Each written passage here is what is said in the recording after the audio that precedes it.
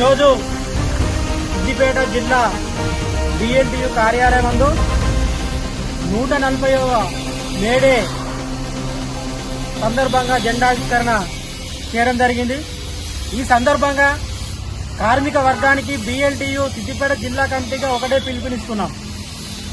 ఏదైతే ఆ రోజు అమెరికాలోని చికాగోలో హే మార్కెట్లో కార్మికులకి ఒక నిర్దిష్టమైనటువంటి పని పద్ధతులు ఉండాలని చెప్పేసి 8 గంటల పని, 8 గంటల విరామం, 8 గంటల వినోదం ఉండాలని చెప్పేసి ఒక డిమాండ్ తోటి, ఒక ఆలోచనతోటి కార్మికులు ఒక సమావేశం ఏర్పాటు చేసుకుంటే ఆ సమావేశంలో అక్కడ ఉన్నటువంటి పోలీసు యంత్రాంగం వారిపైన విచక్ష రహితంగా కాల్పులు జరిపి ఎంతో మంది ప్రాణాలను ఈరోజు హరించినటువంటి పరిస్థితి ఉంది.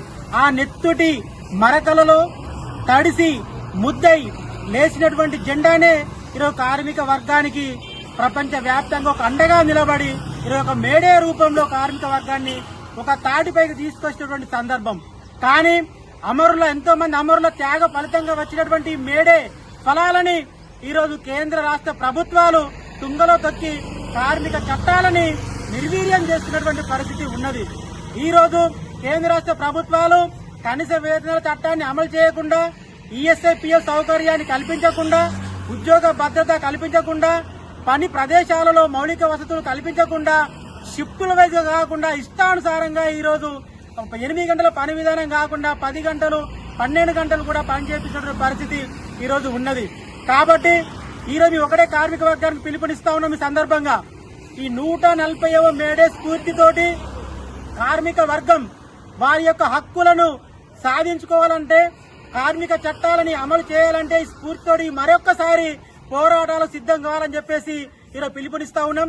బిఎల్టీయు ఆధ్వర్యంలో భవిష్యత్తులో జరగబోయేటువంటి కనీస వేతన చట్టాల అమలు కోసం కావచ్చు, ఉద్యోగ భద్రత విషయంలో కావచ్చు, ప్రతి కార్మికునికి ఈఎస్ఐపిఎఫ్ సౌకర్యం విషయంలో కావచ్చు, పని ప్రదేశాలలో మౌలిక వసతుల విషయంలో కావచ్చు, బిఎల్టీయు సిద్దిపేట జిల్లా కమిటీ ఆధ్వర్యం జరిగేటువంటి ప్రతి ఒక్క పోరాటంలో కార్మిక వర్గం అంతా భాగస్వాములై వారి యొక్క హక్కులు సాధించుకునే విధంగా ముందుకు రావాలని చెప్పేసి ఈ సందర్భంగా కార్మిక వర్గానికి సిద్దిపేట జిల్లా కమిటీ తరఫున పిలుపునిస్తా ఉన్నాం.